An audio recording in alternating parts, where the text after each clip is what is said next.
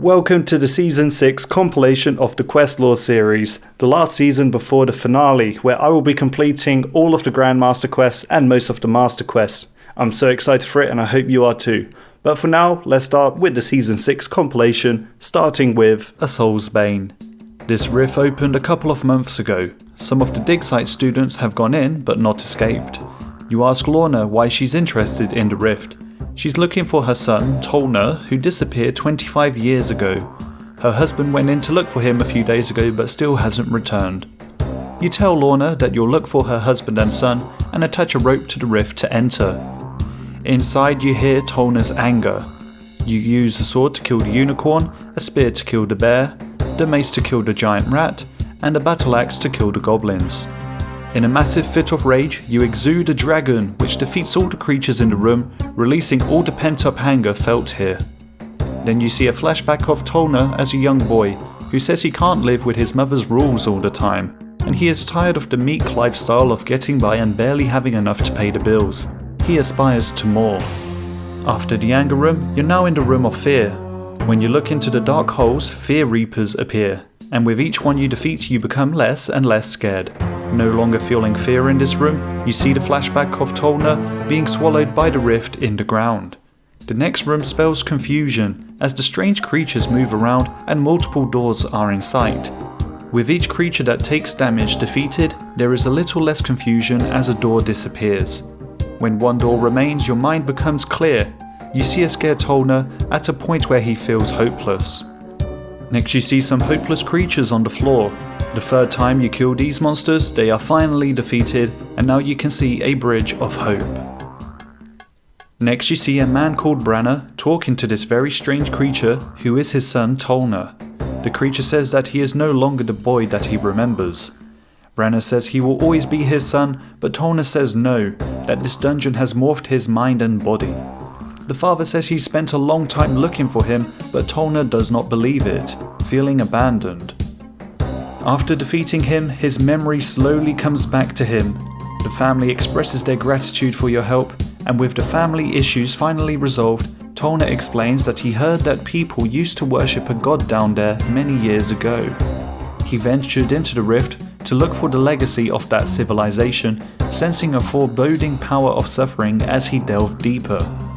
Whatever this ancient, godly creature was, it is not ready to reveal itself to the world just yet. Tolna is now keeping the rift open with the different creatures available for fighting so that people can learn from them just as he has dealt with his repressed emotions. The Eyes of Gluey. To start this quest you must have completed the Grand Tree. You talk to Brimstale in a cave underneath the gnome stronghold. He's researching the arcane and is glad that he has someone to talk about his magic research with. Most gnomes are not interested and don't entirely trust magic.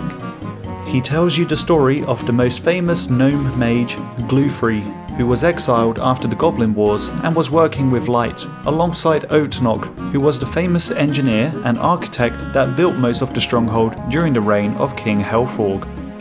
Brimstale says that you can now wander around the cave and learn about all the different parts you see. You find a singing bowl of an elvish appearance, the sounds of the cave bounce off it, and you almost feel like it's calling for home. You also see some ancient machinery. There is only one gnome alive today who knew Oatnock, King Helfog and Gluey, and that is Hazelmere, who helped create the Grand Tree. Brimstale asks you to talk to Hazelmere to find out anything you can about Oatnock's machine, and anything you can about Gluey that would be interesting. Hazelmere casts a magic spell and everything seems a lot clearer. You can now hear his voice in your head, but he's not moving his lips. You're communicating with him telepathically. In the Fourth Age, a time before humans, Helfog became king. The elves mysteriously decided to go west, leaving most of Candrin open for conquest. There were the gnomes and the goblin tribes. They met at the Battle of Atadisundri. The goblins were stronger, but Gluey and King Helfog devised a plan to make it seem like they have an absolutely massive army of giant tortoises through the magic of illusion. The goblins were scared and fled. Hazelmere then befriended a spirit tree named Argento. He started travelling using its system, although one day things became dark. While the tree appeared alive to others, Hazelmere had an intuition that something was off. Gluey had used his magic to hide the truth. Oatnock made an anti-illusion machine with help from the elves, and the gnomes could now see that the tree was in fact dead. As Gluey kept something secret from the king, he was ordered to leave, and so he went with a group of gnomes to a place they called Arpasandra. Hazelmere gives you a violet pentagon, which was part of the machine, although he's not sure how it works. You now update Brimstale with everything, which he takes notes of. While you're explaining, a shadowy figure hides behind a cupboard and then breaks Oatnock's machine. To repair this, you need maple logs, oak logs, and a resin-based glue made of pine with a magical grey powder, which is a crushed mud rune. With a hammer and a saw, the machine is repaired and you collect more tokens from Brimstale. The value of the tokens are a multiplication of the colour value with the number of sides. To unlock the machine, the tokens need to fit the slots and sum together to match the number displayed. When the machine is activated, the cute creatures now appear as evil creatures. The anti-illusion reveals them to actually be spies. You update the king, who asks you to get rid of all of them. Once they're all dealt with, you are rewarded and might be called upon one day to further investigate Gluey and the spies. You also get a seed which is placed in the elven singing bowl, giving you a crystal saw which provides an invisible +3 boost to construction when used. Completing this quest is a requirement for Monkey Madness 2, Enlightened Journey. On the island of Entrana, you talk to August. He wants to fly to Tavali because he doesn't want to go on a ship in the ocean. To do so, he's going to make a balloon. He believes that hot air is lighter than cold air, and this could lift him. First, he wants to do some tests.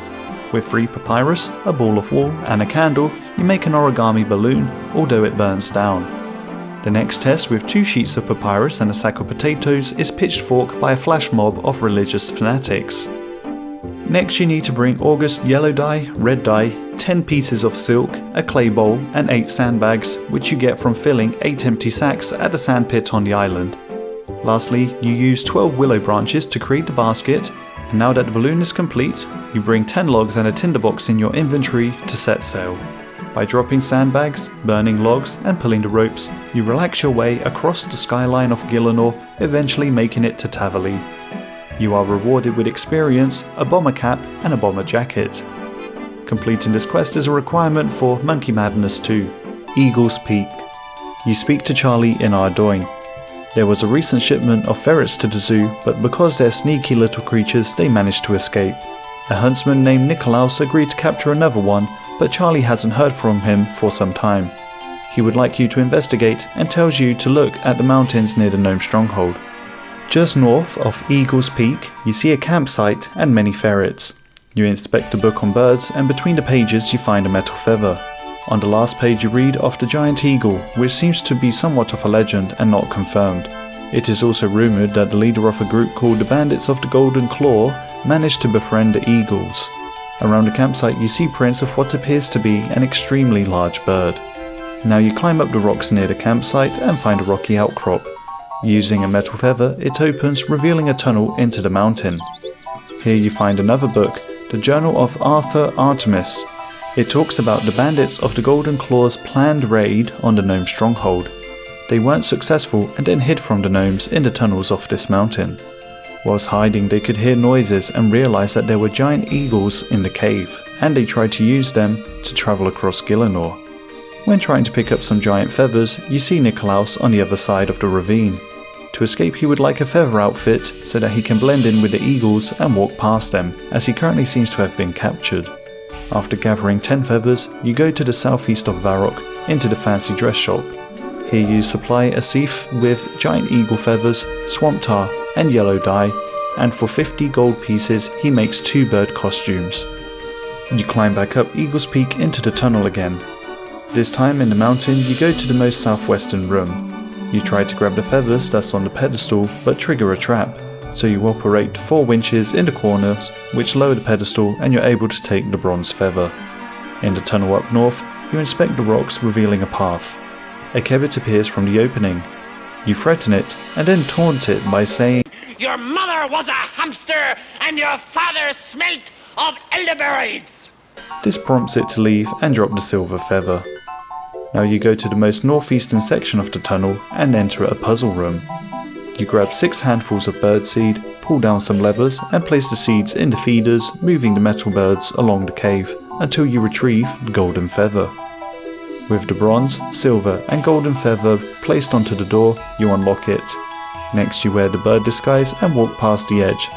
You give Nikolaus the disguise which he equips and he says that he'll meet you back down at the campsite. He now shows you how to catch a ferret. With the ferret, you are able to return to Ardoin Zoo, talking to Charlie and completing the quest. There is now a ferret in the zoo and you can also use box traps. When you use a rope on one of the eagles, it transports you across the sky of Gielinor, taking you to many different locations.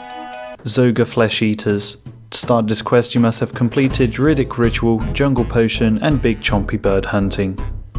Outside of the location of the ceremonial ogre dance, Jiggig, Grishir says that the ogres have fallen sick, turning into zombie ogres or Zogas.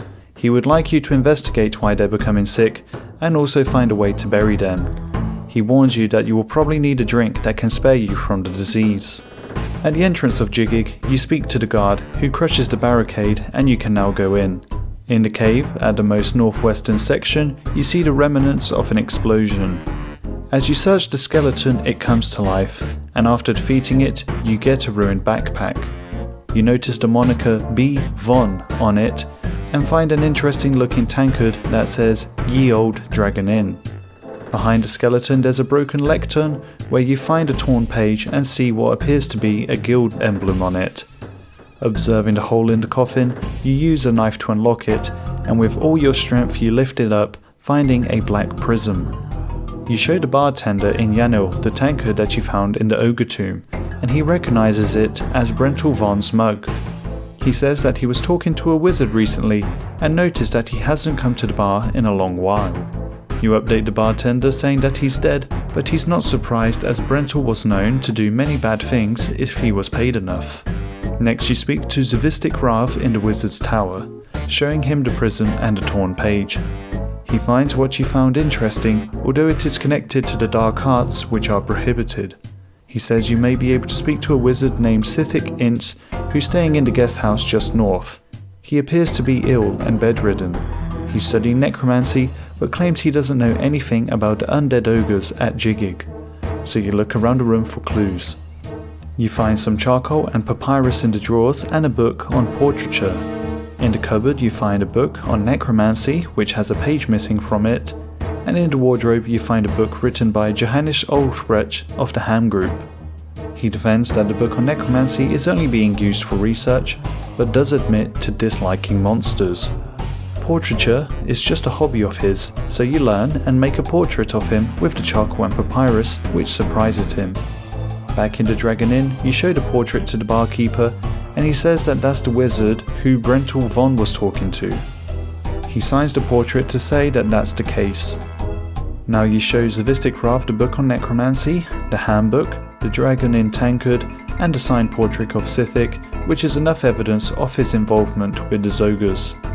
These items are exchanged for a strange potion, which you pour into Sithic's cup of tea, temporarily transforming him into an ogre until he's told the truth. He now admits that he got Brental Von to place the black prism containing a necromantic spell in the Jiggig tombs. Unfortunately, the spell was successful and the explosion killed Brental in the process. The spell can't be reversed, and the ogres are going to have to change their ceremonial location for their dance. The best way to defeat the Zogas is by using brutal arrows, which have nails on the end. Lastly, he says that a potion can be made with jungle ingredients to reduce the effects of the disease. Updating Grish with all the information that you've learnt, he hands you an ogre gate key, and he would like you to grab the ceremonial artifacts.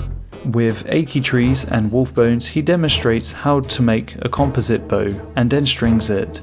The ogre tomb key unlocks the doors inside the dungeon and you go further down, descending more stairs. At the very end of the cave you find a plinth and a massive Zoga called Slash Bash appears. When you defeat him, he drops an ogre artifact and many bones. You return to Grish to deliver this and the quest is complete. Zavistic Rav says that once Sithic eventually gets better from his ogre form, he will be sent to a disciplinary tribunal. You can give the black prism to Zavistic Rav for 2,000 coins, or you can give it to Yanni Salika from the One Small Favor quest for 5,000 coins. Completing this quest is a requirement for Ramdil. To start this quest you must have completed Priest in Peril, Druidic Ritual, Jungle Potion, Big Chompy Bird Hunting and Zoga Flesh Eaters. You speak with Pirate Pete on the dock just north of the Ectofunctus. He tells a story about his half-brother taking over an island with an iron fist, and that the only way to return peace to the poor is to help Pirate Pete find his family's sword. His half-brother is defended by a demon called Baralor the Destroyer. He guards the family sword in the deadly trapped pit. Then your attention is diverted and you get knocked out. In a cutscene, Pirate Pete updates Captain Brainde, saying he found a hero willing to help. Him getting knocked out keeps the island's location a secret. You are now on Brainde Island. Captain Brainde produces the most vitriolic alcohol in all of Gielinor. A week ago they were besieged by zombie protesters, and the pirates have been holding them off, but he thinks it's only a matter of time before they sweep through the building. The plan is to get the protesters captain drunk enough so that they stop protesting. And when they stop protesting they'll be able to escape and set up shop somewhere else.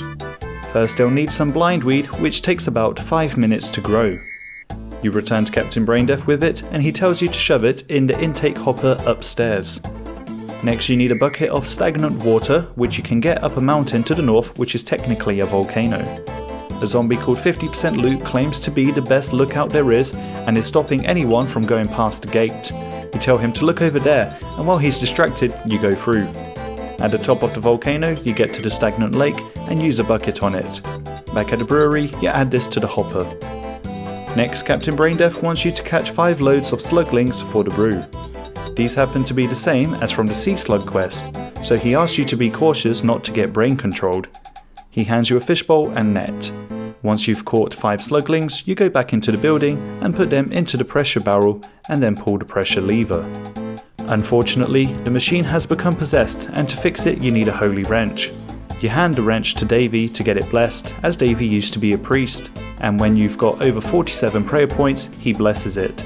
You use the holy wrench on the shaky brewer control and an evil spirit, pun intended, of level 150 comes to life. You defeat the creature and the brewing control is now stable. The last ingredient is the body of a diseased fever spider. Captain Brainde recommends that you have some Slayer gloves on, as they are known to give diseases. You get the fever spider body and place it into the hopper.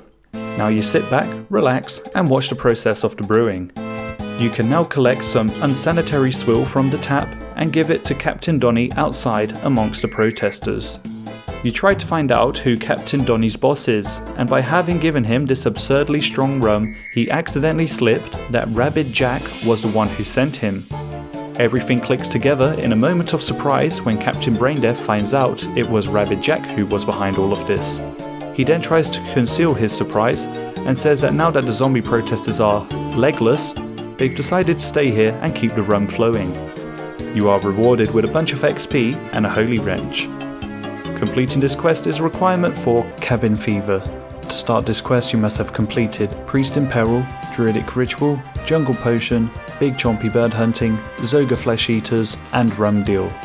At the Port Phasmatis Inn, Bill Teach tells you the story of how he had a disagreement with his boss, and now whenever he sets sail, there are pirates who will attack him. Also, his crew has deserted him, so he would like your help sailing to Mosless Harmless, a pirate safe haven south of the coast of Mauritania. As you're eager to become a pirate, you meet Bill on his ship, the Adventurous, and set sail. You're attacked by pirates, so you grab 4 ropes and 1 fuse. Swing to the other ship, fuse their barrel of gunpowder and light it. Now their cannon can't work, so you swing back, and then patch up the leaky holes using 6 repair planks, 3 swamp paste, 30 tacks and a hammer. Since the pirates on the other ship aren't coming over, Bill instructs you to steal their booty by plundering their chest, ransacking their barrel and looting their crate, then depositing the plunder in Bill's chest. Lastly, he teaches you how to operate the cannon by firstly replacing the broken one, then shoving gunpowder with a ramrod, loading a canister or a cannonball with the ramrod again, attaching a fuse, sparking it, and lastly by cleaning the cannon using the ramrod one more time. The canisters kill the pirates and the cannonballs shoot holes in their ship, causing it to sink. You now arrive on Mossless Harmless and receive a book of piracy, teaching you the common pirate slang. Bill gives you 10,000 coins and will take you to Mossless Harmless and back whenever you want. Completing this quest is a requirement for the Great Brain Robbery. To start this quest you must have completed Cook's Assistant, Priest in Peril, Druidic Ritual, Jungle Potion, Big Chompy Bird Hunting, Zoga Flesh Eaters, Rum Deal, Cabin Fever, and the Freeing Pirate Pete subquest from Recipe for Disaster. You talk to Brother Tranquility on Mossless Harmless. He's from an island of monks called Harmony, although it's recently been invaded by zombie pirates. You offer to help, and when he says that he'll take you to the island, you panic, remembering being smashed in the head with a bottle the last time that happened. Fortunately, he just teleports you there. The monks have a treaty with the pirates where they're left alone in exchange for a blessing the occasional item every once in a while. One day, a bunch of zombie pirates appeared with a leader who had found a way to stop brains from rotting. On the day when they were being attacked, the final push was called off before the monks' monastery was ruined, and the monks have no idea why. To learn about the zombie pirates' plan, you use the underground passage found by pushing the statue of Saradomin. Underwater, you fix the staircase with 4 planks. You make it to the secret room between the monastery walls and peek through the hole, listening in on their plan. Currently, they are producing sleeping gas, obeying Rabid Jack's orders. It turns out that they are trying to enhance zombies by giving them smart brains, like the studious monks of the island who have read many books. After updating Brother Tranquility on the plans, he thinks the solution is a specific prayer. You find a book of prayers in the southwestern section of the Edgeville Monastery and need a bless symbol and a prayer level of at least 50 to recite it. As the zombies have released the gas, you recite the prayer from the book to counteract the effect. To be able to get their brains back into the right bodies, they're going to need Dr. Fenkenstrain. Despite his bad actions from the past, they say that offering him the opportunity to atone for his sins and to live on the peaceful island of Harmony could be a solution. He won't be able to continue his experiments on the island and might even become a follower of Saradomin. Dr. Fenkenstrain is in the jail of the castle. You give him the offer, and to escape he needs to be shipped in a crate of meat delivered by Rufus in Canifis' food store. This would disguise his smell and get him past the werewolves. Rufus can make a shipment to Mossless Harmless, but wants 10 cats first. Seeing a player walk by with a toy cat, you find a humane way to deal with the situation. You make these with planks and fur at your crafting bench in your home, and then assemble the delivery crate next to Dr. Fenkenstrain, adding 4 more planks to make a false bottom, filling the remaining space with the 10 wooden cats. Blowing the wolf whistle you were given by Rufus earlier, he appears, somewhat suspect of the unmoving, unpurring cats, although the Ring of Chaos helps navigate the conversation away from suspicion. The doctor gets in the crate and you attach the shipping order. This teleports the box away, but Fenkenstrain was not keen on teleporting as it makes him feel uneasy. Back to Harmony Island, downstairs you can now see Dr. Fenkenstrain, who may have wet himself. To perform the operation he needs a cranial clamp, a pair of brain tongs, 3 bell jars and at least 30 skull staples and a hammer. The zombie pirates have blocked the back and front entrances into the monastery by sealing the secret tunnel and reinforcing the front door with planks. So your plan is to get gunpowder from the crash ship to blow their front door open. On the ship you grab a keg of gunpowder and a tinderbox and search the locker to find a fuse. You place the gunpowder into the door, fusing and lighting it to a massive explosion. Killing 4 Soul Bones, you get the 4 pieces that Dr. Fenkenstrain wanted. You then help Dr. Fenkenstrain with a procedure and take notes, but the scene is replaced with a kitten and some soothing music. Dr. Fenkenstrain seems to think it was a smooth operation, but you're traumatized as the brain fell on the floor and the sawdust was scraped off with a cheese grater. The monks have a massive headache and you tell them you're going to deal with the zombie pirates once and for all. They warn that Migor has a bodyguard. You re-enter the monastery and Migor releases his barrel chest bodyguard to beat you. With each attack he drains your prayer points and disables your prayer. After defeating Barrel Chest, the brain falls out of the glass dome and you grab his anchor. Brother Tranquility greatly appreciates your help and rewards you with XP. You don't have to worry about Migor for the moment, and you mention Rabid Jack, but this seems to be a story for another time. The Tower of Life. You talk to Effigy outside the Tower of Life. Its construction was made for alchemists, but it is not complete yet because the workers are on strike. they think that the tower is too weird. So Effigy asks for your help to finish the construction. As the outpost north of Ardoin has been reserved to be a museum, this is the Alchemist Tower's new location. Bonafido, the head builder, is lounging just outside the tower. He says that there is no way that you will be able to convince him to continue work on the construction until some explanation for what the machinery is going to be used for is granted. You offer to continue the construction yourself, but he says you won't be able to unless you get a builder's hard hat, shirt, trousers and boots first. To make sure that you are worthy of receiving Black Eye's hard hat, he does a quick little quiz on construction. You see the Guns, who is building muscle by lifting a log. He will give you his work shirt if you give him a beer. No Fingers is casually flipping a knife. He refuses to give you any boots, so you just pickpocket them. Then around the southeastern side of the tower you search the bushes to find a pair of workers' trousers. You have the full construction worker equipment, and now Bonafido also gives you a builder's quiz, the answer of which are the least responsible and generic things that stereotype builders. As the construction is almost finished, the last things to build are a pipe system, a pressure machine and a strange cage at the top. You are allowed to enter into the tower and search the crates for items. Once you've gathered some supplies, you head upstairs and fix the pressure machine. The balls help to clog up the holes and you turn the valves left and right to fill each pipe with water. You gather some more construction materials and this time head up 2 floors. After building the pipe system, you calibrate it by placing them in the correct locations. Once you've got the final construction materials, you head to the very top of the tower to fix the cage. You update Effigy and the alchemists head to the top floor, so you go there also to see what they're doing. They say they can now transform matter, creating gold out of thin air, or create life itself. They cast their first spell and a homunculus appears. It seems to be suffering and in pain. Although the homunculus is clearly in pain, they don't believe that it is and they don't think it has a soul, and they degrade it. You tell them to put it out of its misery, but they don't, and they tell you to leave, but the homunculus gets angry and breaks the cage. They run downstairs, so you go down to confront them. Effigy and the alchemists do not want to confront the creature, so they ask you to do it. The homunculus's mind seems to be split. He seems to understand magic and logic at the same time. You offer him an explanation, leaning towards either, and he recognizes the truth in both. Now there's a plan. The homunculus goes outside to talk with the alchemists and ask why they were creating life. They wanted to follow in Guffix's footsteps in creating life, although there seem to be certain rules that are unknown to man to get this to work. The homunculus tells the alchemist to leave and never return, which they do. Now the homunculus tells you to meet it under the trapdoor in the dungeon. You can now create monsters by combining 2 different life beings. For example, a raw chicken and a swordfish can make a sword chick. Quest complete, what lies below. To start this quest you must have completed Rune Mysteries. You talk to Rat Burgess on the path between Lumbridge and Varrock. He was set upon by outlaws who ransacked and stole very important papers. You offer to help get them back for him. West of the Grand Exchange, you find the outlaws and get the 5 papers, adding them to a folder.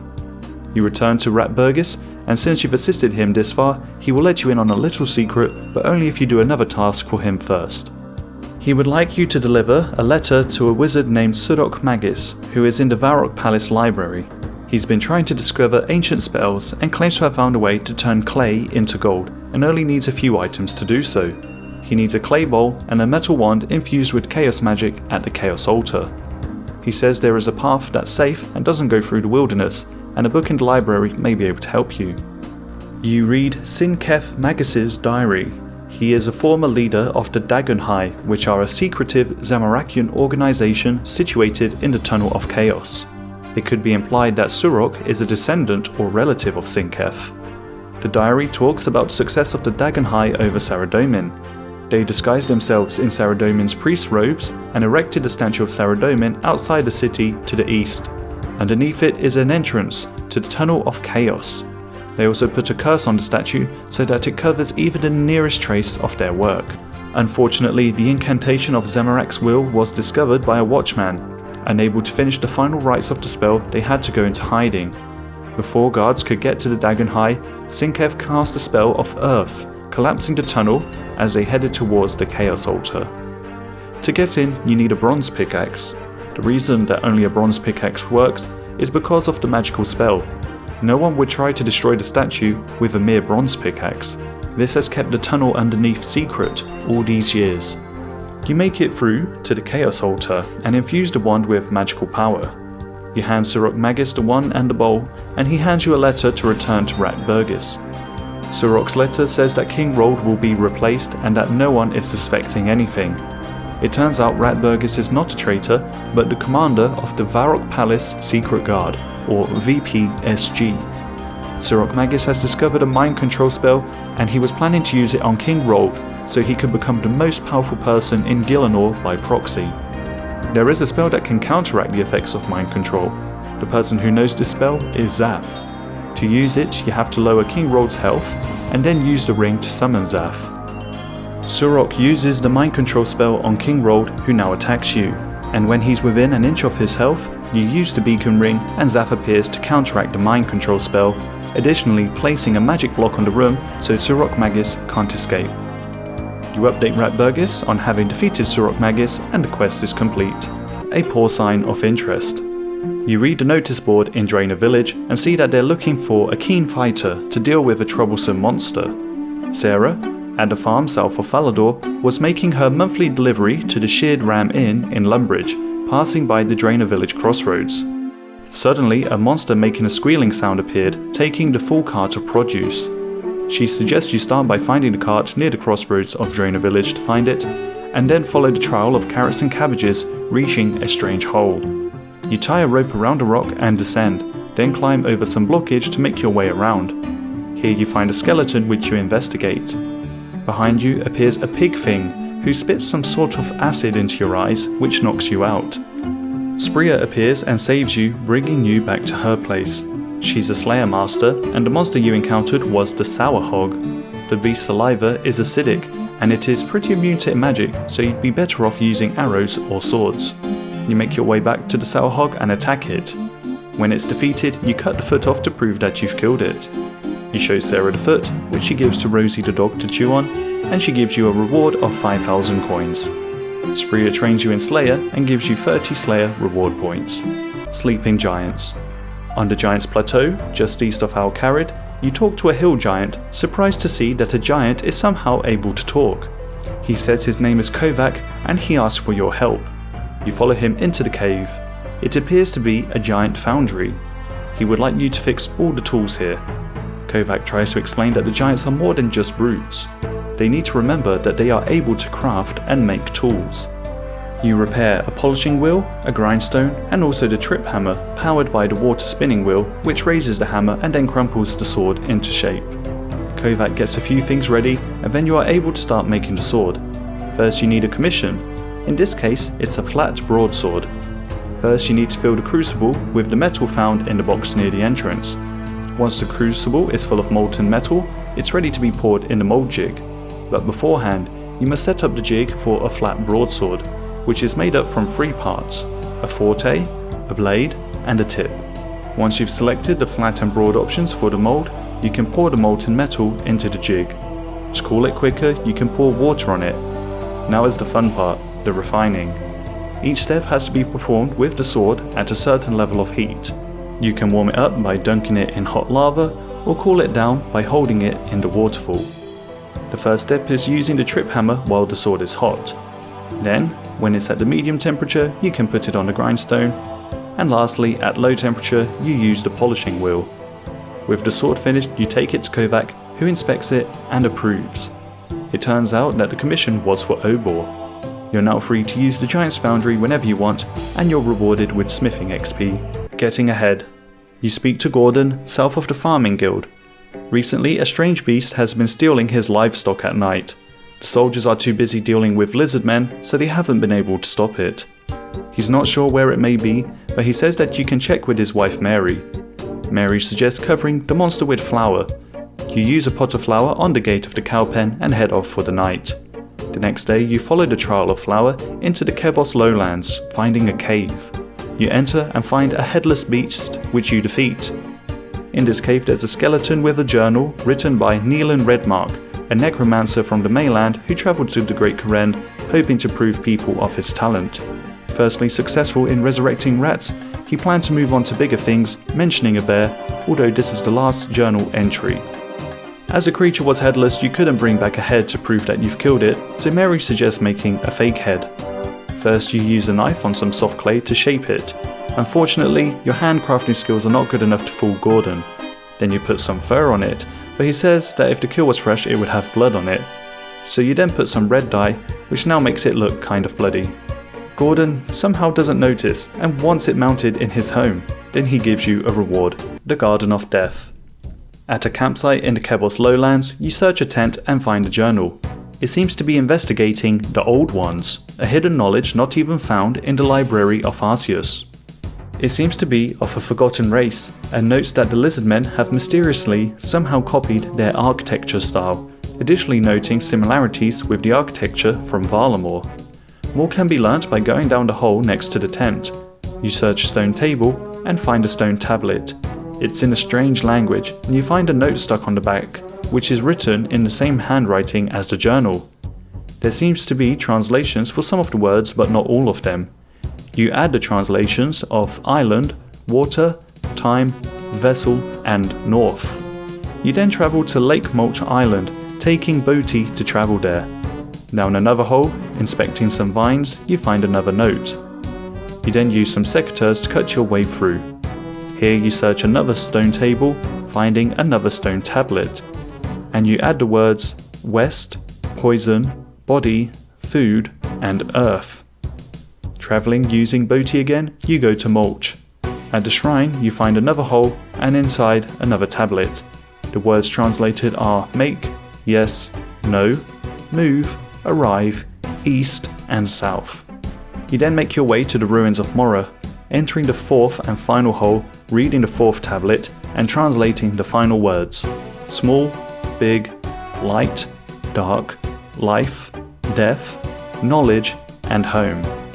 You have now completed all the translations and find a note on the floor, stating that the Ascended of Arceus were not the first to discover soul transference. That honour belongs to the Old Ones. The note written by Cassandra Shaw says that he will find the remaining knowledge left by the Old Ones. He endeavours to discover the secret of soul transference. He left this note purposefully for you to read. Whether he thinks you're an ally or an enemy, only time will tell. The messages of the stone tablets are a mystery, but could allude to the attempt of using plants to transfer souls through the process of death. Completing this quest is a requirement for Desert Treasure 2, Client of Kourend. To start this quest, you must have completed X marks the spot. At Port Piscarilius, Vio says he has a client from the mainland who wants to learn more about the houses of the Great Kourend. He hands you an enchanted scroll, which can be written on without ink, and you suspect that this could be a form of spying, although Vios reassures you it's not for that, he just wants to keep the knowledge gathering on the down low. He suggests you speak to the general store owners in each city. Leans, at the Port Piscarilius General Store, speaks in rhymes and tells a poem of how Port Piscarilius provides the fish for the island. Next you talk to Horace at the Hosidius General Store, saying the house provides agricultural production. Jennifer from the Shazian General Store says their soldiers provide safety and protection from the threat of the lizard men. Monty from Lovakench says the dwarves are the finest blacksmiths in the land. And lastly, you speak to Regath at Arceus General Store, the house which focuses on the expansion of knowledge. As you jot down the fifth bit of information of the 5 houses here on the island, you feel a pain go through your arm and a voice whispering in your ear to return to Veos. As you've assisted Veos' client once, he just now needs you to take a north to the Dark Altar north of Arceus. Here you activate the mysterious orb and it shatters. You hear a voice again telling you to return to Veos. You tell him you've completed your task for the client, but he's confused, not having any idea of what task he has given you, and then he feels a jolt go through him, now being possessed by the client. The client doesn't tell you who he is, saying that you'll find out all in good time. You're rewarded with a favour certificate to gain 20% in one of the houses. Completing this quest is a requirement for Tale of the Righteous, the Ascent of Arceus, the Depths of Despair, the Forsaken Tower, Dragon Slayer 2, and the Queen of Thieves. To start this quest you must have completed X marks the spot and Client of Kourend. You talk to Thomas Lowry outside the Port Piscarilius Bank.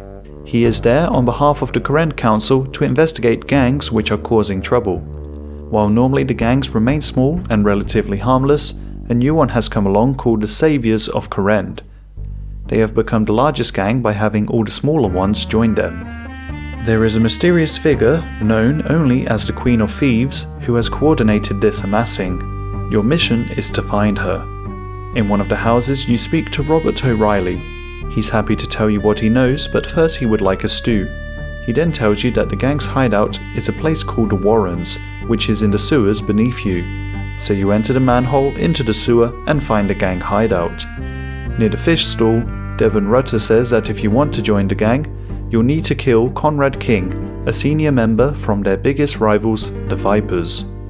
On the dock, just outside the food hall, you're given the option to kill him softly, but the game makes you realize that you can't kill someone softly, so you kill him hardly. Back in the Warrens, you speak to the Queen of Thieves and are accepted as a member of the Saviors of Current. It turns out that they're not just thieves and murderers, but they are actually coordinating their attacks specifically to counter the effect of the Current Council. When the previous king died, his closest advisor announced his daughter to become queen, although she's claimed to have become mad, and the Current Council have ruled the kingdom ever since. Supposedly, the councillors are voted in by the people and hold their seats for 4 years. Councillor Hughes is the first target, as they believe that she is in league with the Disciples of Yama, which is a cult of Zamarakians who serve a fire demon. They need to find proof of her corruption. In Kingstown, you enter her house and go upstairs, and in the side room you find a chest, of which you pick the lock. Inside you find a letter detailing a drop-off, courtesy of the Current Treasury, asking for the Master to be made aware of who is funding his return. Upstairs in this house there is a Lesser Demon. Outside the Port Piscarilius Bank, you hand this letter to Thomas Lowry.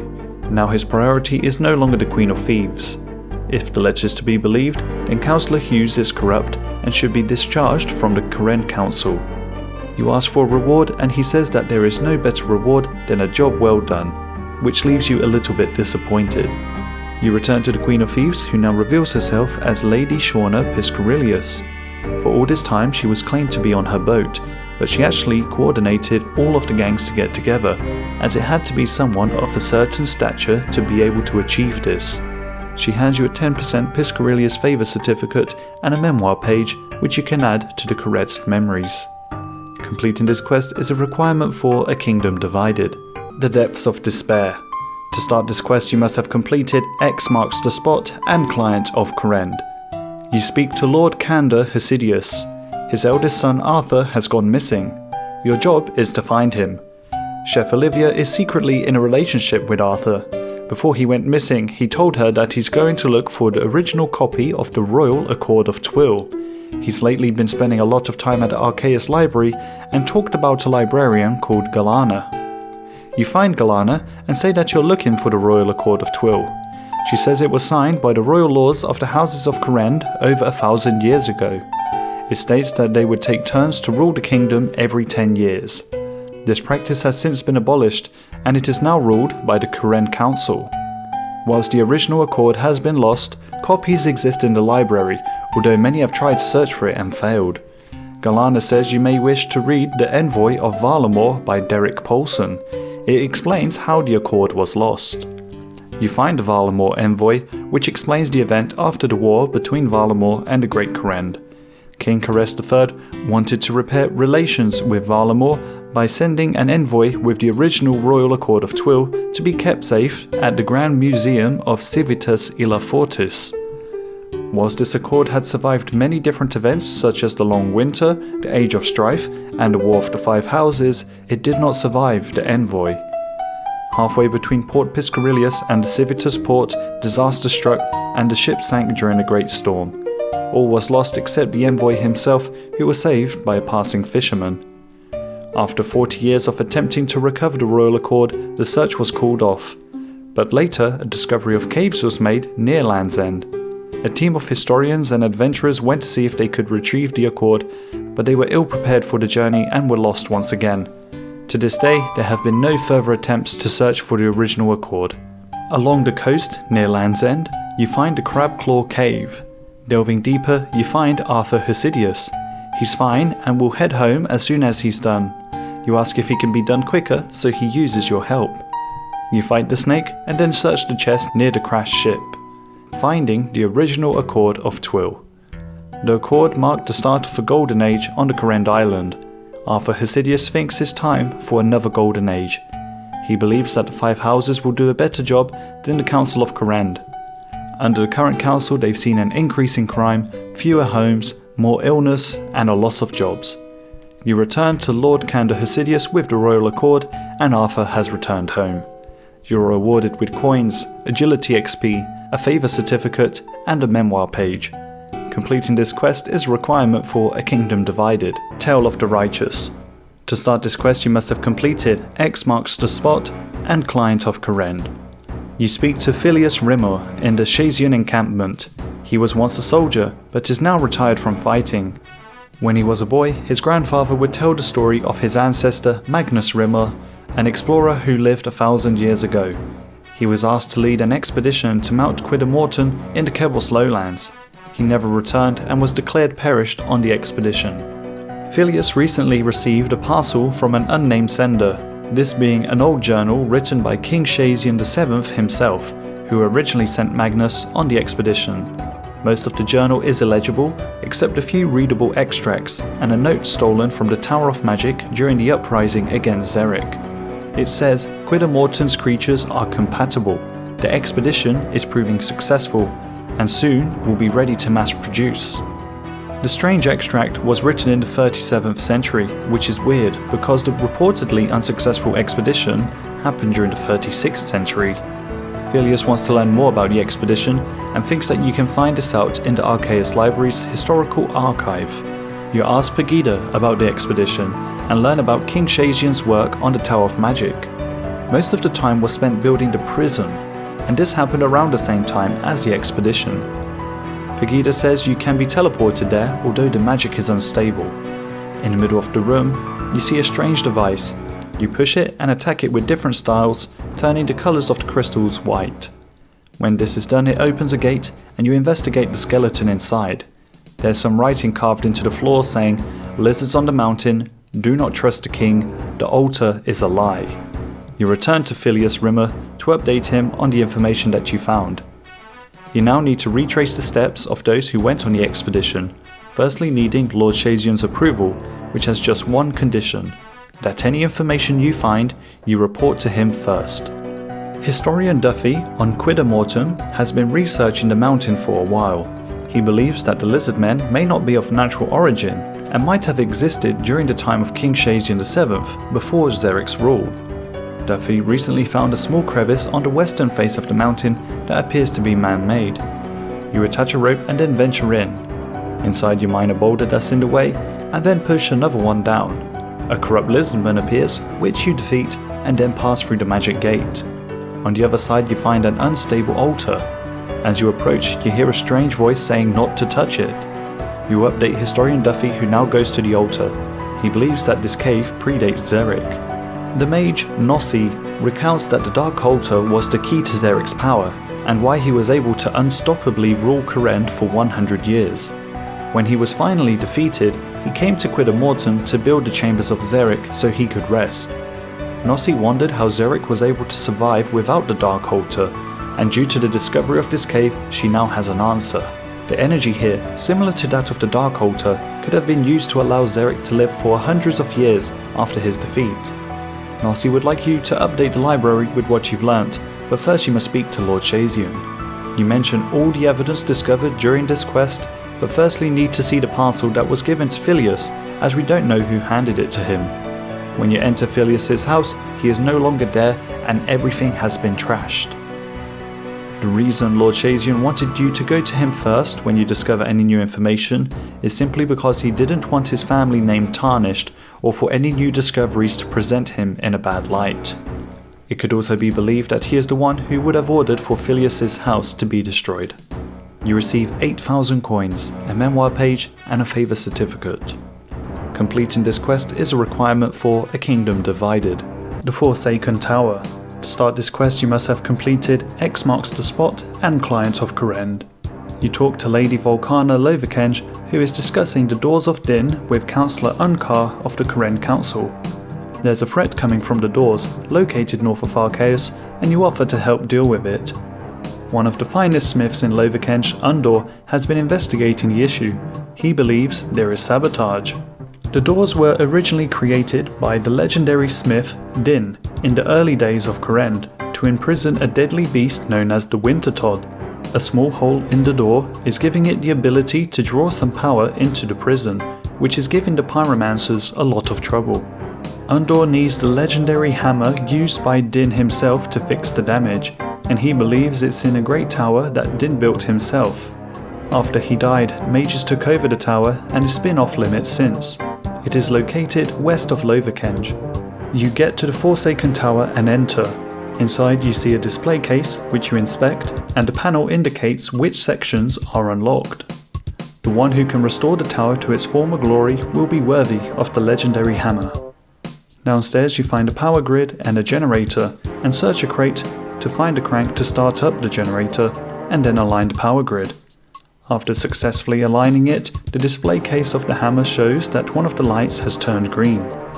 In the back room you see a furnace. You grab a tinderbox from one cupboard and a 5-gallon and 8-gallon jug from another cupboard. Filling the larger gallon jug with the smaller one back and forth, you eventually get 4 gallons of coolant. This is used on the furnace coolant section on the side, and then you light the furnace with a tinderbox. This activates the second light of the display. Upstairs in a cupboard you find some old notes. After solving its riddle, you get the correct color position, which is the cleansing fluid, and then activate the refinery, which is the third step. Lastly, on the top floor there are 4 discs. The smaller discs can only sit on the larger ones, and once you've moved all 4 to the center, you have activated the runic altar. Going back downstairs, with all 4 lights on the display case now green, you are able to get Din's hammer. You return to Undor and hand it over to him. This helps, but it will still be a while before the Winter Todd issue is resolved. As far as the issue pertaining to the Doors of Din are concerned, your quest is complete, and you're rewarded with some coins, XP, a certificate favor, and another page of the Caressed memoirs. Completing this quest is a requirement for A Kingdom Divided, the Ascent of Arceus. To start this quest you must have completed X marks the spot and Client of Korend. You talk to Mori at the center of Arceus. She was on her way to the library with her friend Thana when suddenly she felt a strange power, and then Thana was dead. The people of Arceus have been immortal for thousands of years, since the ascent of Arceus, when the leader Trobin used the Dark Altar, so this death shouldn't have happened. Mori would like you to head to the Korend Castle and let Councillor Andrews know what happened, but as he doesn't know anything about the secret of their immortality, he cannot help you. Since the council won't help, Mori suggests that you speak to Lord Arceus, who is located in the Tower of Magic. You're allowed inside, and there are tormented souls, which you defeat and then go upstairs. Lord Trobin is currently unable to talk as he is deep in concentration. There have been fluctuations of power coming from the Dark Altar. He is using himself as a conduit to channel what power has been left. Astaros says that the power of the Dark Altar is what sustains the people of Arceus. Without it, they have nothing to keep them alive. You offer to help and learn that the discovery of immortality does not belong to Lord Trobin Arceus. Within the sulfur volcano of Mount Karul, there lived the Tatsakal. They were the ones who granted the knowledge for the ascent of Arceus, so Astaros directs you to speak with them. It turns out that the knowledge of life was granted because Lord Arceus' wife was ill and he wanted to give her more time.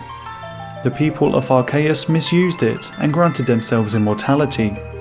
Before helping, the Tatsakal want you to find a grave to the south. Within it lies a soul trapped inside a corpse. They want this soul to be freed. Just southeast of Mount Karul, you find a grave. When you inspect it, it looks like it's been opened and you see some tracks leading away from it. Following the footsteps, you inspect some bushes, revealing more of the tracks. Eventually you find the trapped soul and fight it. With this, the soul is released and you return to Mount Karul. While you dealt with the soul, the Tatsakal found the cause of the problem. It turns out that the altar was not failing, but the energy was being redirected to a construct built by a mortal. Near the Dark Altar, you inspect the rocks nearby, finding the hidden device, and then smashing it. returning to wardrobe in Arceus afterwards. The power levels of the Darkholder have returned to normal, and you're rewarded with XP, coins, a certificate, and another memoir page.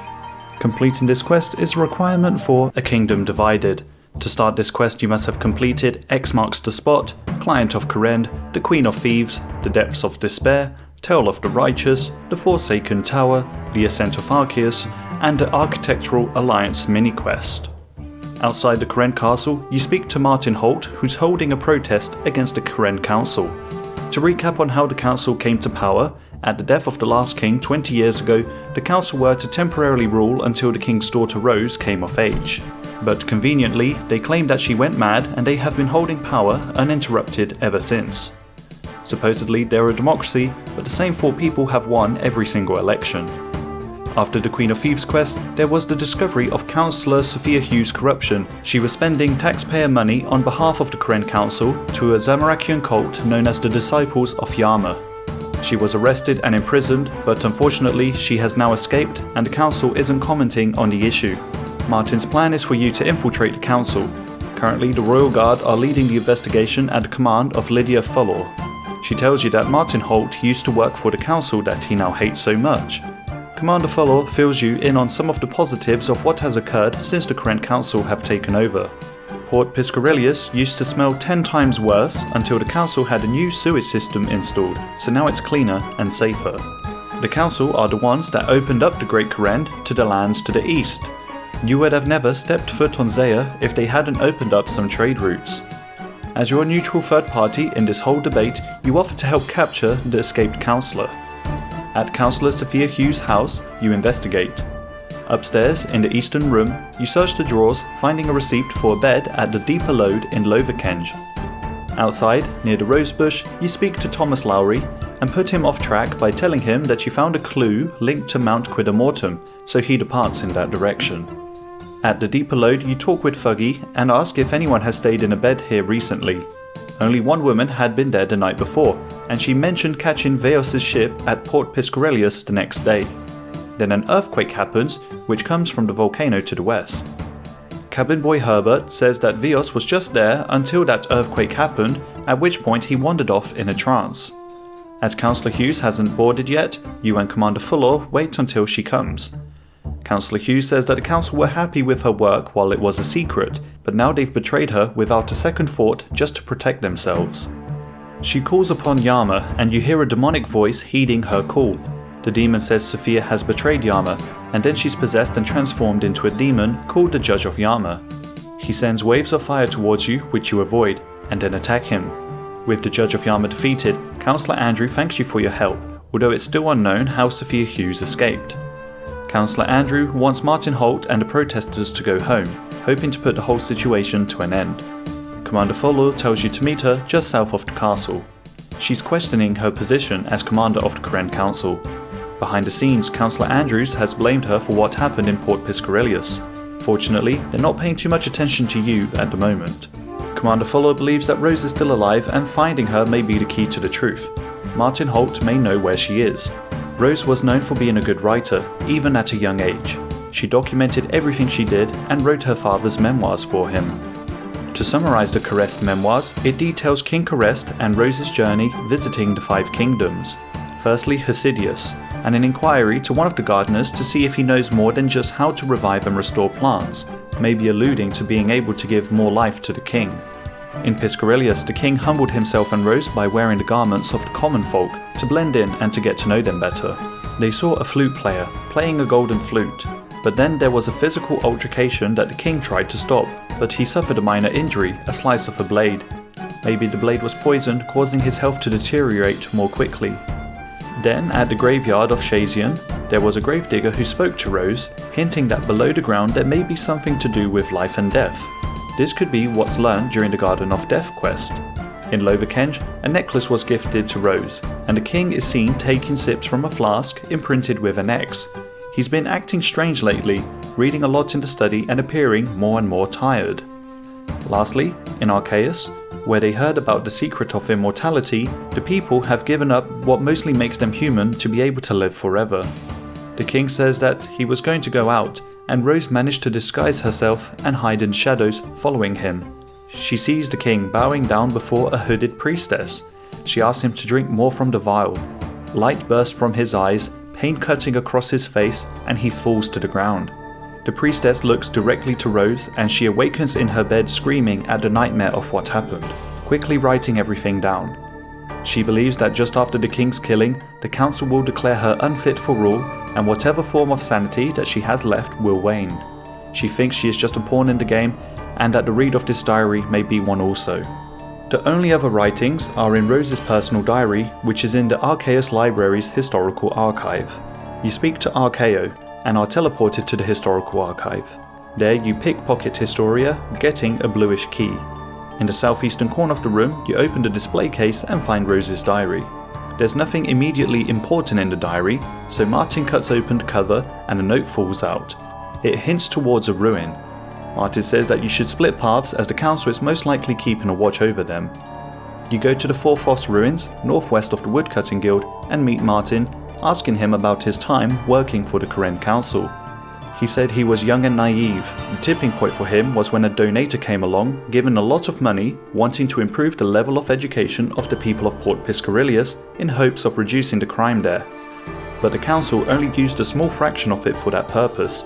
The bulk of the money was used to renovate the castle in hopes that they would generate more money through tourism. Ever since that day, he's decided to be against the council. Him and Commander Lydia used to be together, although she decided to stay with the council and their differences made them part ways. In the ruins, you search stone piles, finding 4 numbers corresponding to the 4 letters of the name Rose. You cut some vines and find a panel, unlocking it with the 4-number code.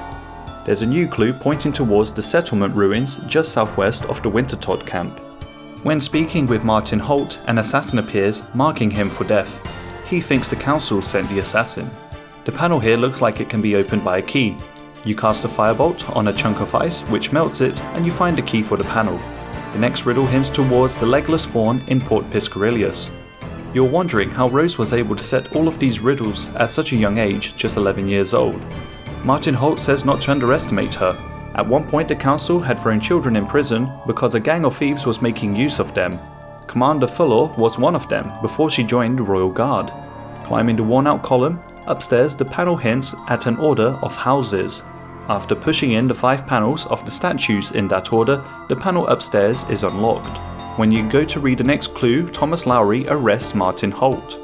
In a little house just northwest of the Farming Guild, by the bed you find a tatty note written by someone with the initials L.O. You inspect the crates in the northwestern corner and find a trapdoor underneath. The note was written by Liam Orson, one of the councillors. He explains that one day the old king bought a flask from a stall in Lovekenge and began drinking from it, although it started to change him. The flask was cursed with some dark magic and he stopped being himself, saying bad things that he would do to the citizens. A group of people decided to kill him. Orson never wanted a throne, it was meant for Rose. You lock him up in the other room. Commander Fuller appears, and she feels betrayed. Councillor Andrew got into contact with a mage. The Arceus mage gave them a curse that would stop Rose from revealing the truth, but it also destroyed her mind. This mage is also the one who instructed them to kill the king. He is believed to live in the Temple of the Lizardmen. In Mulch, you descend into the Lizardmen Temple and speak to Cat Balam. He's tired of the war against humans and wishes to escape. He'll give you the key to access the mage if you bring him his last egg first. On the island with several piles of eggs, a lizardman brute appears as you take Cat Balam's last one, and then he gives you the damp key which opens the door that leads to a gate. You overhear a conversation between 2 figures. One is Shamfer and the other is Veos. Shamfer appears to be obeying Veos' instructions, and it is revealed that Shamfer planted the items in the X marks the spot quest. This led to Veos going to the Great Karen, and it is where he eventually had his mind taken over. Shamfer has been working from the shadows, controlling the council, to plant a device that redirected the dark energy from the Dark Altar. This was used to cause the volcanic explosion, which drew the possessed Veos in a trance earlier. Veos and Shamfer were aware that you were eavesdropping, and after Veos leaves, you're teleported into Shamfer's room. He can't let you leave alive, so you fight. Right as you defeat Shamfer, he releases a bolt of lightning which knocks you out. You eventually wake up and search the northern table, finding a note reminding Councillor Andrews who gave him the throne. Andrews has been in on this from the start, and also knows that Rose still lives. The note mentions the device that was placed next to the altar, as in the Ascent of Arceus quest, plus the remote grave of a Shazian general. This would be referring to the coffin in that same quest. His resurrection and moving away was a test of the dark energy. As for Rose, the poison that she's been given completely destroyed her mind. Even if they were to extend her life with the power of Arceus, it would only prolong her suffering, so she's put out of her misery. Commander Fuller now realizes that all her time working as the commander of the Kourend Council has been a lie. She spent her life serving a bunch of murderers who turned away the truth. Now it's time to unite the 5 houses of the Great Kourend and get rid of the Council.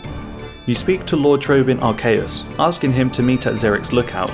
Same for Lord Kanda Hosidius, Lady Volcana Lovakenge, Lady Shauna Piscarilius, and Lord Shiro Shazian.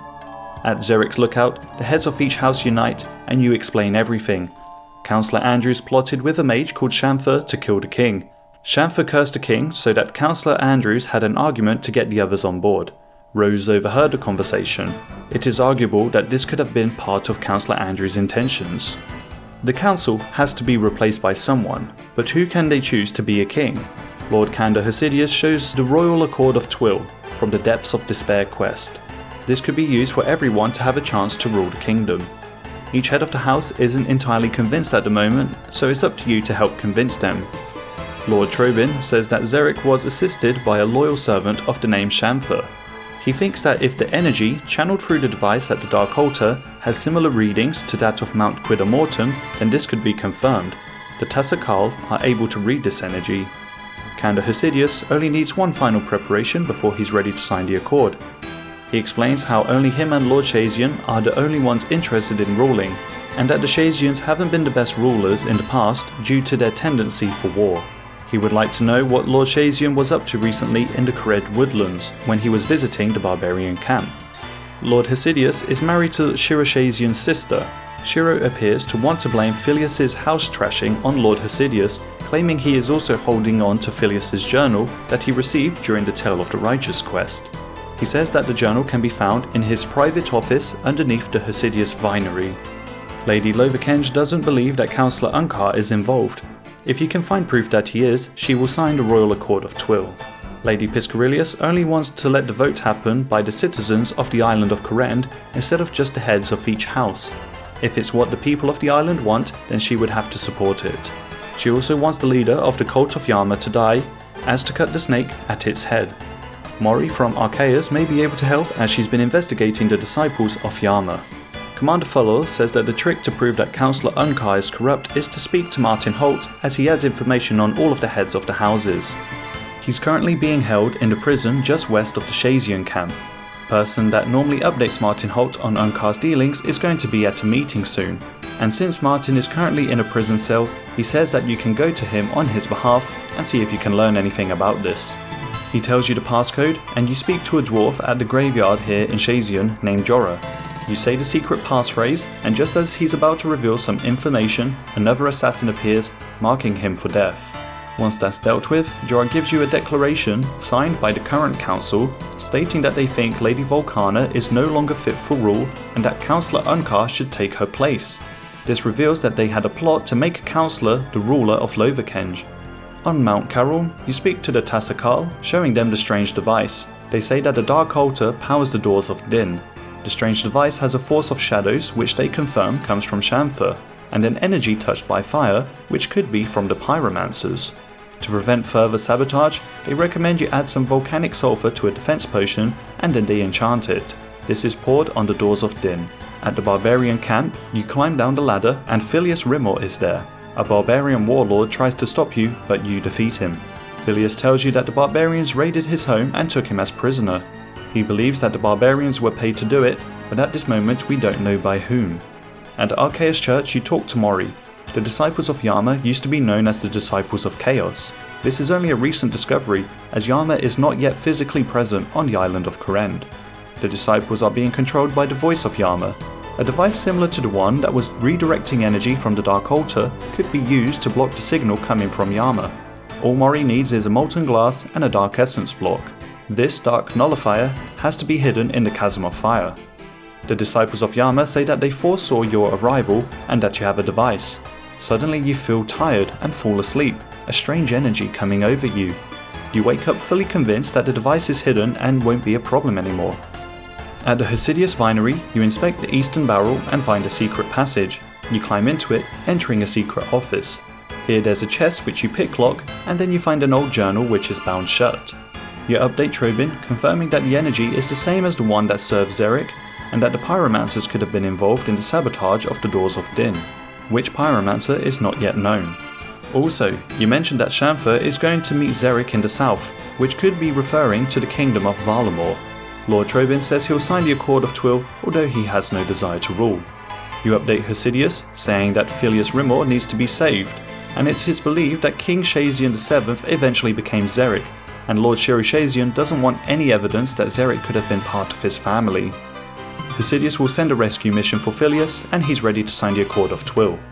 You give the journal to Lord Shazian, and he's ready to sign the Accord too. The declaration is shown to Lady Lovakenge. She now understands Councillor Unkar's true intentions, and is ready to sign the Accord of Twill, although she isn't interested in taking the throne. You update Lady Shauna, saying you planted a device that will deal with the disciples of Yama. She won't take the throne, but she will sign the Accord. As you're about to update Commander Fullor, Councillor Olsen is found dead, mangled, as if fallen from the top of the lookout. The heads of the house gather one final time downstairs. Lord Shazian and Hesidius enter late. Lord Trobin is happy to advise the next king. Shauna Piscarelius believes the people should have a vote. Lady Lovakenge will sign the Accord. Lord Shazian wants to make a few changes to the Accord, but surprisingly doesn't want to take the throne, stating he would be better focused on protecting Kourend. He delegates his vote to Lord Hesidius, and all of the heads of the houses agree. The Accord is now called Rose's Accord. Commander Fullor is confused why Lord Shazian wouldn't offer himself for the role. Kanda knew it would always come down to him or Lord Shazian. He saw what Lord Shazian was doing with Filius, contracting the barbarians and planting the journal in his office. Kanda is the one who was able to acquire the original journal of King Shazian VII. He knew it would be able to discredit Lord Shazian and his family. It was him who sent the parcel. Kanda Hesidius told Shiro that he could either pick between supporting him or being exposed. And if the truth about Filius came out, the support of his people would have been lost as well as his reputation. In the end, he didn't need to discredit him. The copy of the journal that Filius was sent had some bits removed, and Kanda Hesidius still holds on to the original. As Lord Shiro knew that Kanda had the original journal, he asked for you to steal it, but this one was also a fake, and a real one is somewhere much safer. With this convenient set of circumstances, Lord Kanda Hesidius has solidified himself as the ruler of Kourend. Before any protests break out, the head of the houses enter the castle, and Councillor Andrews and Councillor Unkar are arrested. At the crowning ceremony, Martin Holt is glad that there is finally a king again, and that the council are no longer in power. There was even a vote that Lady Piscarelius had suggested, and as Lord Kanda was already popular in the kingdom, he got to hold on to his position as an elected king. Lord Trobin Archaeus has researched the remains of Shamfer's lair, and discovered spells and potions that were being worked on. Commander Fullor points out that Queen Xianyi Arkun, the Sun Queen and ruler of Valamor, is having her first visit to Kourend. The king wanted to put an end to the animosity between the two kingdoms, and she feels the same way. Her royal guards, the Qualti, are with her. The king makes a speech, congratulating you, Martin Holt, and Lydia Fullor. Then he speaks with you in private, saying that you'll be called on once again when they discover more about Shamfer. You go back downstairs to enjoy the party, but the king is assassinated. His son Arthur Hesidius is now the king of Great Kourend. They only had a small celebration to bring him in. The murder weapon was sent over to Lovakenge to be examined, and Commander Fullor gives you a reward for all your help, the Book of the Dead, an antique lamp, and some more archaic spells. The Path of Gluffrey. To start this quest you must have completed Waterfall Quest, Tree Gnome Village, the Grand Tree, and Eyes of Gluffrey. You explain to King Bolrun that the cute creature near him is actually an evil spy, although he's not convinced. You ask if there are any devices with elven crystals nearby, and he says that Enoch, son of Oaknock, used to work on elven machinery underneath the Tree Gnome Village. Gory used to be sent artifacts by his grandfather, which would be flown in on terror birds. He says that you can explore the tunnel in the eastern room where you should be able to find some more elven devices. You find a puzzle where you push some big monoliths. You picklock a chest, finding a key and a book inside. Eunoch's notes reminisce on his father Oaknock's ability to work with elven crystals. In the golden chest in the middle, you find a crystal seed and a key. In the crystal singing bowl, the seed is turned into elven chimes. You unlock the gate, getting access to Eunoch's exchanger and a lectern with a book divided in 3 chapters. When Bolri, not the current King Bolrun, took the throne, it was during a time of peace, although he feared conflict arising with the humans. Fearing an invasion, he sought King Helforg's assistance, but Helforg did not want to start a war. King Bolri's advisor insisted that the humans will attack. As Helforg reached the end of his life, Bolri pulled a stunt where he tried to take rule instead of Helforg's son, Argenthorg. Argenthorg is framed with illusion magic that makes human food appear. Fortunately, he knew that this day would come. He had Eunoch turn on the anti-illusion machine, foiling the plan and revealing the advisor as Gluffrey. After this, Gluffrey disappeared once again. Bolri decided to dedicate his life to finding Gluffrey and punishing him. Searching a wooden chest, you find different coloured and shaped cogs. Exchanging the right tokens for the right values, you reactivate the anti-illusion machine, revealing the cute creature to be an evil creature. You attack it and talk to King Bolrun. When Gluffrey left the lands, he founded a city called Arpasandra. He suggests you speak with Long Ramble, who's been looking for the city, and you can start by speaking to Aluf Jian Jr.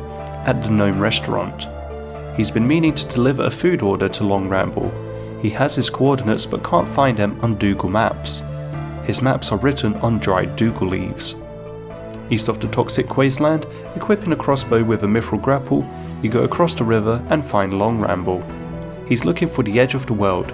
You say the world might be spherical and there's a magical force bringing everyone down to the ground. He thinks it's clearly flat and you don't understand the gravity of the situation. Here you find a spirit tree called Incomitatus, which seems ill. You can speak with the tree because you've interacted with Hazelmere's magic before. The tree lost his connection to the Anima Mundi as his roots are corrupted by the black ichor of the swamplands. From a distance, Hazelmere is interrupted from a deep meditation on the future, and he is able to see what's wrong with the tree. He believes that Gluffrey could be the one involved in separating this spirit tree from the Anima Mundi. Fortunately, the crystal chime in your inventory can help cleanse the tree, which regains his spirit. To the west you see the entrance to a cave. You're inside a dungeon with warped tortoises and warped terrorbirds, which you run past. At the end of the dungeon you find a room with 3 high-level warped terrorbirds. After you have defeated them, a cutscene plays. In the next room, 2 guards press the emergency red button as they hear you approach. You get stuck in the swamp tar and poisonous gas fills the room. As you're knocked out, Hazelmere communicates with you. He uses a special teleportation pod called Megal to get you out of there. As you showed great empathy towards the Anima Mundi in resurrecting the spirit tree, he reveals that he needs more tree mages, saying that you might be able to become one. He also shows that he is able to speak the human tongue. Then he speaks a riddle. Skilled brothers, numbering 8, will assemble to fight the Majorat Deceiver, and they will be heading northwards to confront him. He sees you dressed in an evil garb of night, lightly decorated with ochre, burnished gold, and the rust colours of autumn leaves. Even though you adorn those garments, you remain true to Guthix. Of the 8, only 2 shall return. One represents the path of the Slayer, and one the path of the Warrior. Hazelmere saving you is an important choice as he enters his final years, and he hopes that he has made the right one. You ask about Gluffrey, and he says that that's a problem for another day. You're rewarded with 30,000 strength, 20,000 Slayer, 5,000 thieving, and 5,000 magic XP. Cold War. At the Ardoin Zoo, Larry seems to be a bit paranoid about the penguins in the enclosure. He wants you to help by researching them. You're teleported to the iceberg. He needs 10 oak planks, 10 steel nails, a hammer and a spade to build the bird hide on a firm snow patch. You build it and cover it in snow. Now you observe the penguins from the shack and they're doing a secret greeting, which you take note of. Larry wants to know more about the penguins by infiltrating their base. To do so, he thinks that a disguise is in order. This could be a clockwork penguin suit. At the crafting bench in your player-owned house, you make a clockwork mechanism and then a clockwork penguin suit using an additional silk and a plank. In the meantime, the penguins destroyed your bird hide. They seem to know more than you suspect. Larry knows a shrinking spell, which was taught to him by a wise old man who helped him escape from being buried in an avalanche. You're shrunk and can now fit into the penguin suit. In the penguin pen, you do the penguin greeting that you saw earlier and are welcomed as a comrade. When asked how your progress goes in the main mission of learning how to fly, you say that you've been launched out of a cannon, have flown in a hot air balloon, and simply flapped your wings really hard. The penguin thinks this will make a great mission report to give to the penguins in the sheep pen in Lumbridge. One reason this penguin wants to learn how to fly is so that he can get out of this cage. He envies the humans' opposable thumbs. The penguins in Lumbridge will not speak to you without a secret phrase. In Ardoyne Zoo, you learn that the secret phrase is, "Do not trust the walrus." You use the secret phrase, and the disguised penguins want you to look into Farmer Fred. They somehow think that Fred is against the penguins by recruiting humans to keep shearing them. You tell Farmer Fred not to go near the penguin sheep. He seems to think that you're crazy and that you've spent too much time in the sun. You tell the penguins that Fred isn't a threat, and that the sheeps are the ones that they want to look out for. The fact that they are unsuspecting is their disguise. Then you give a report to hand the higher-ups at Palingrad. They also tell you how to get there. The password to give to the guard is cabbage, and the entrance is on the iceberg concealed by an avalanche. While the shrink spell normally only works when you're close to Larry, it has a longer lasting effect if you're near ice. You talk to a KGP agent, this stands for Killer Gentoo Penguins, and do the secret greeting again, giving the password cabbage. He says that you need an ID to enter. Then you find a surfer penguin called Noodle. He wants some swamp tar and 5 feathers, and he will get you the ID card. You talk to the KGP agent, and the entrance is underneath the avalanche. In the first room to the west, you talk to another KGP agent. You give the mission report, and then you have to do a physical, which is just the agility course to make sure that you are fit and able to serve. You go through the door and see an army of penguins training. You make your way past all the obstacles, avoiding the floating icebergs, jumping the stepping stones, treading safely past the icicles, crossing the ice uphill, and then down the ramps, completing the course. Now that you've successfully completed the physical, you are free to go around the iceberg. Larry thinks that the penguins should have a main war room where they discuss their plans to take over the world. Near the control panel, a KGP agent says that you haven't got enough clearance to enter this section, so you enter a room with instruments and 2 penguin bards called Ping and Pong. As they don't have opposable thumbs, they are unable to play all of these instruments, although they think that bongos and cowbells could work. You use a mahogany plank and some leather to make the bongos, and then you steal a cowbell from the dairy cow in Lumbridge. These are given to Ping and Pong, and they sing the ballad about returning to the motherland. The noise from the ruckus they make distracts the KGP agent from in front of the gate. You're now able to use the control panel to slip through. You enter the war room. There is a map and penguin figurines on it, and here you see Pescalin Pax, the son of Pescalion the King, and also the head of research and development. An anti-magic device removes your suit, and the penguins seem to be planning to build a device that causes explosions. He leaves you to the Ice Lords to be dealt with. They are some icicle-wielding fiends. After you've defeated one, you can escape and then crawl through a chasm. Larry feels excited that he was right this whole time and that he wasn't crazy for believing that the penguins were planning war on the world. He'll update you once they've made a breakthrough in their research. A cutscene shows a gigantic penguin mech suit, possibly based on the design of the one they've just stolen from you. You now have access to the iceberg and the penguin agility course. Completing this quest is a requirement for making friends with my arm. Thank you very much for watching the Season 6 compilation of the Questlore series. Make sure to check out the other compilations and join me next time at the beginning of Season 7, the final season, where I will be completing the quest in search of the Maya Key.